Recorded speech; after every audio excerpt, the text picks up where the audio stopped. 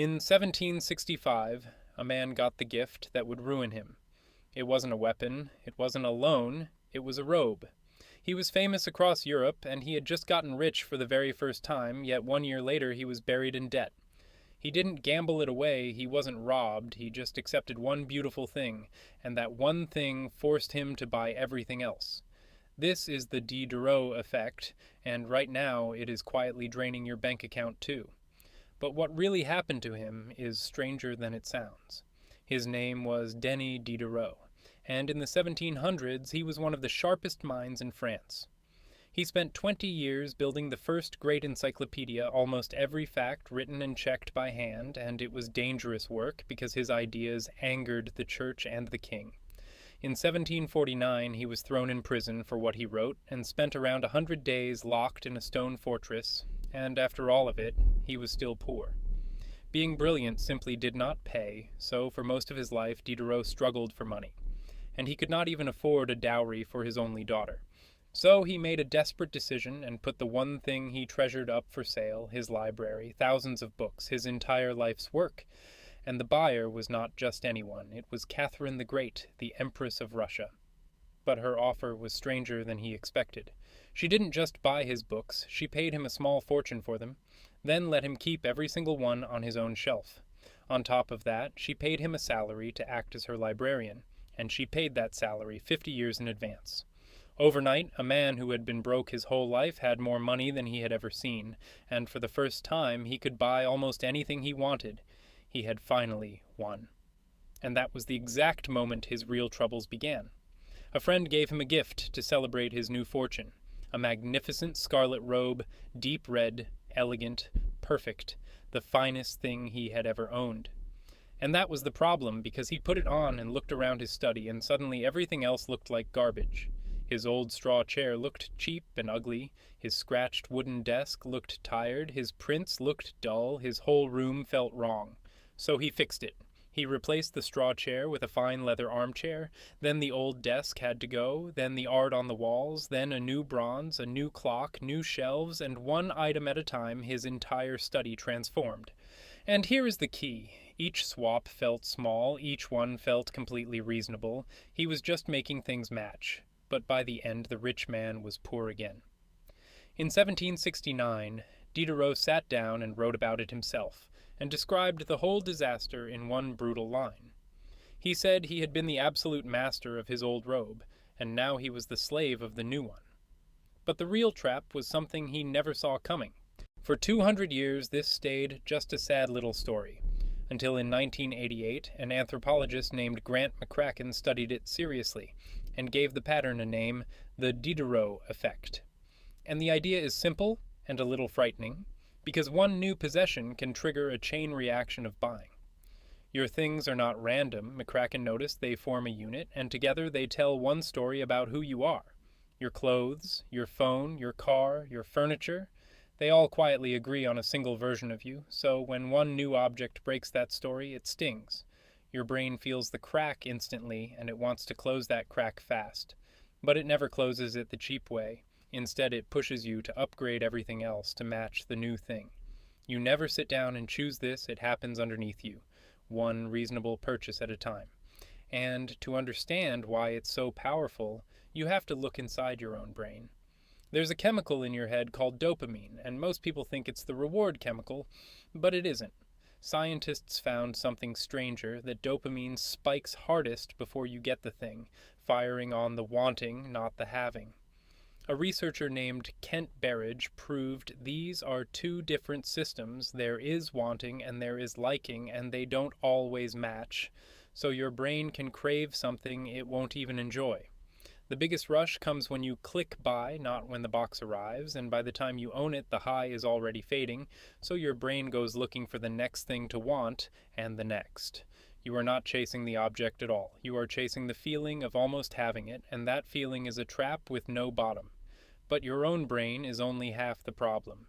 The other half is the people around you, because we don't decide what we need in a vacuum, we measure it against everyone else. Over 100 years ago, people already had a phrase for this, keeping up with the Joneses. Your neighbor gets a new car, and yours suddenly feels old.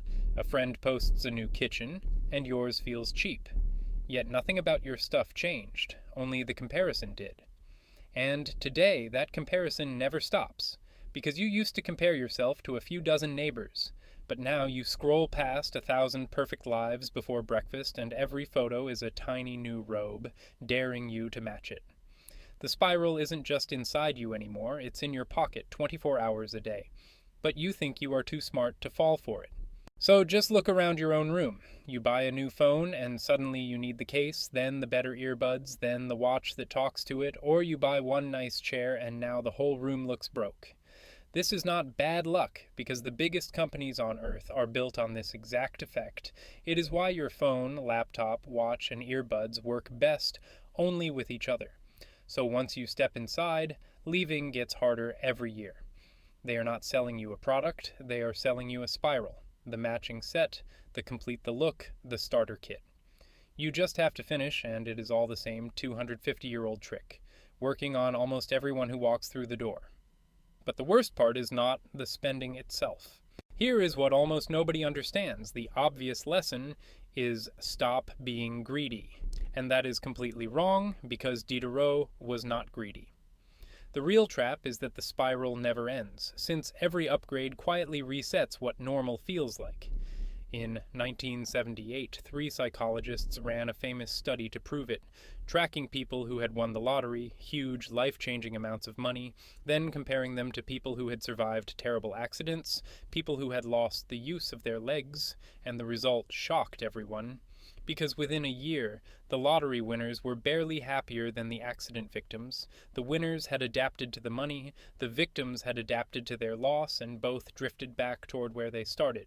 They called this the hedonic treadmill. You run, and you stay in the same place, so the robe that thrilled you on day 1 feels boring by day 30. So you reach for the next robe, and the next. And it gets even darker than that. Many of those lottery winners didn't just stop feeling happy, a large share of them went completely broke. They won more money than most people see in a lifetime, yet within a few years a lot of them had nothing left. Because when you win the lottery, you don't just buy one thing, you buy the bigger house. Then the house needs the bigger furniture, then the lifestyle, the cars, the friends, the image, until the robe simply got the size of a mansion. This is how a person earns a fortune and keeps almost none of it. The money pours in the top, and the spiral drains it out the bottom. And modern life makes it far worse.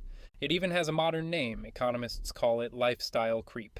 And here is how it works. You get a raise, you feel great for a week, then your spending quietly rises to swallow it. A nicer car, a bigger apartment, better everything. So give most people 10 times their income, and within a year they feel exactly as broke as before. The robe just gets more expensive and the treadmill just speeds up, which is why people earning fortunes still lie awake worried about money, because the problem was never the size of the robe. The problem was the spiral itself. But once you can see the spiral, you can finally step off it. It starts with one simple question, because before you buy anything, you change what you ask. You don't ask if you can afford it, you ask what it will make you want next.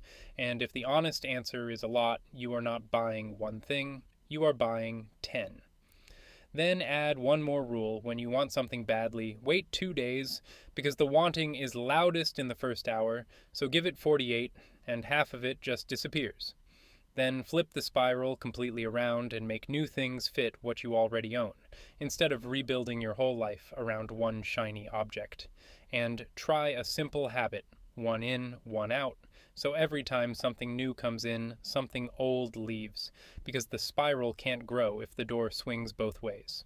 Finally, decide what enough actually looks like and do it before the robe ever arrives, writing it down while your head is still clear, picking the exact point where you stop. Because if you don't choose it, the spiral will choose it for you.